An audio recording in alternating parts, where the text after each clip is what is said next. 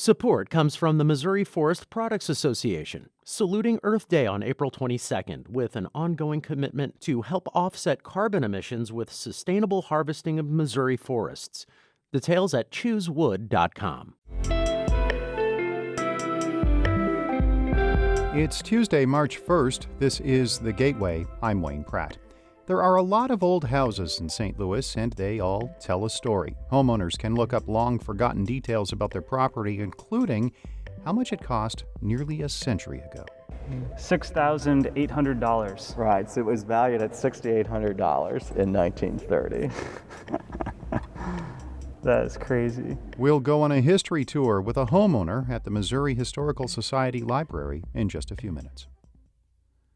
Ukrainians throughout the St. Louis region fear for their loved ones following Russia's invasion of their homeland. As St. Louis Public Radio's Chad Davis reports, they also worry about the country's future. Ukrainians in St. Louis are holding protests, rallies, and prayer vigils to bring awareness to the conditions in Ukraine after forces invaded the country last week. St. Mary's Assumption Ukrainian Greek Catholic Church has been holding services to support people in Ukraine. Congregants are consoling each other as they pray for family and friends in their homeland. Eugene Logish is a deacon at St. Mary's Assumption. His parents immigrated to the U.S. from Eastern Europe in 1949. He says the past week has been a nightmare. It's been sudden. It's been very shocking. We're prepared to welcome refugees. We are prepared to provide support if things stabilize. Several very dependable channels of financial aid have been opened. St. Mary's Assumption plans to hold vigils every week. I'm Chad Davis, St. Louis Public Radio. St. Louis Health Director Dr. Madi Schlashwayo Davis says the city's mask mandate can expire Sunday. She told the Board of Aldermen yesterday that her decision follows new federal guidance. The Centers for Disease Control and Prevention says masks are no longer necessary in areas where coronavirus transmission and hospitalizations are low. That includes the St. Louis region. Schlashwayo Davis is recommending people continue to wear masks indoors to protect those who are not vaccinated or are at risk of serious illness from COVID-19. I am wading through emails from parents and from immunocompromised folks who absolutely feel like they're being left behind here. The Board of Aldermen would have to vote to keep the mandate in place. The FBI says it's pleased with an effort to collect old military explosives from homes in the St. Louis area. St. Louis Public Radio's Rachel Littman reports. In mid-January, local bomb squads collected 7 explosive devices. That prompted the FBI to launch an information campaign about the dangers of the explosives. The effort resulted in 18 calls in just over a week and the collection of 14 items. For comparison, most bomb squads get calls like that once a month. FBI St. Louis bomb technician Pat Carolyn says he thinks a combination of publicity and the pandemic generated the uptick in calls. Since COVID, a lot more people have been in their homes and they start cleaning stuff out and they come upon this. Though the specific initiative lasted just a week, Carolyn says anyone who finds what they think might be explosives can call local law enforcement to have them removed safely. I'm Rachel Littman, St. Louis Public Radio. Harris Stowe State University has named LaTanya Collins-Smith its new president. Collins-Smith has served in an interim role since June after Corey S. Bradford Sr. left the university for another job. She helped Harris Stowe bring in more than $3 million in scholarships and donations. Collins-Smith has been with Harris Stowe for more than a decade. She previously served as the university's provost and vice president of academic affairs. She is the university's first African-American woman president.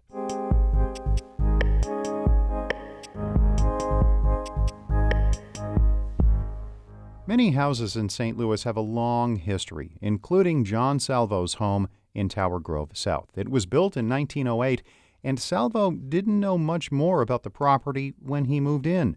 So he went on a mission to find out more with the help of the Missouri Historical Society. St. Louis Public Radio's Kayla Drake reports. When John first tried to research his house's history after he and his wife purchased it nearly 2 years ago, he hit a dead end. I was like, I'm going to call the city and try to find a blueprint of there. And the guy was like, they didn't even make the blueprints. And I was kind of like discouraged. I'm like, okay, there's probably nothing. He only found one name, Gustav Wiest, the architect who designed his 2-story brown brick house. Then John got in touch with Dennis Northcott. Dennis is an associate archivist at the Missouri Historical Society Library and Research Center off Skinker Boulevard. It's set in a former Jewish synagogue with a huge dome room that sounds like a PA system when you stand in the middle of it. Researchers are welcome to come in to research the history of their home or their family genealogy or countless aspects of local history that they might be interested in. Dennis is John's guide.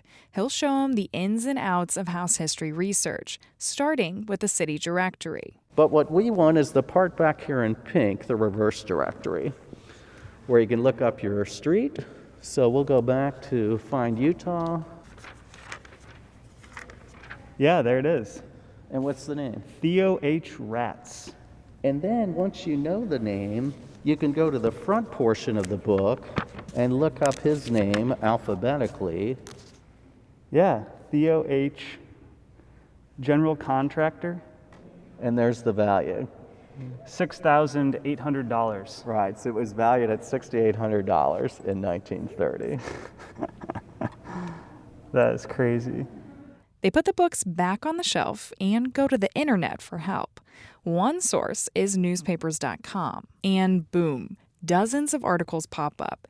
You can find almost anything from the Post-Dispatch, Globe Democrat, and even German newspapers from the late 1800s to mid-1900s. So you discovered that Theodore Ratz lived there in 1930. He was the head of the household. And this is from a similar time period, just 3 years later. Something about one of his kids being in a play of some sort. With 6,500 costume children. They looked at everything from yearbooks to wedding announcements. At a tea last Sunday, the date of the wedding of Miss Sylvia Ratz to Wilfred Dexter Fales was made known. The tea was given at the home of her parents, Mr. and Mrs. T. Henry Ratz of where I live now. The family that took up the bulk of research time was the Ratzes. Thanks to census records, John knows that they lived in his home for about 40 years and had 3 daughters. And then if you click the view record, you can view the actual handwritten census page, which is going to give you additional information. That is wild. Another useful place to find information is the Missouri Historical Society's Genealogy Index database. That's something Dennis and his team have compiled for the last 15 years. So this reference is telling you that there's a photograph of Jane Ratz in the Roosevelt High School yearbook of 1933. So here's that page that the reference refers to. Oh, this is a great quote. The vain talk much, and that is why she prefers to listen silently. But the best part of this morning's research session was not seeing old dusty documents or searching online. The surprise came from a magazine featuring, quote, portraits of prominent St. Louisans. Remember that architect that John found, the one that designed his house? There he is, Mr. Gustav. How crazy. Wow, look at him. He's got quite the mustache. John had no idea about the treasure trove of resources waiting for him at the library. And when he goes home, he said the first thing he's showing his wife is that photo of Mr. Gustav and his mustache. St. Louis Public Radio's Kayla Drake reporting. Audio engineer Aaron Dorr helped with that report. Both are part of the team at St. Louis on the Air. Shula Newman is the executive editor of St. Louis Public Radio, a listener-supported service of the University of Missouri St. Louis. Music by Ryan McNeely of Adult Fur. I'm Wayne Pratt. This has been The Gateway.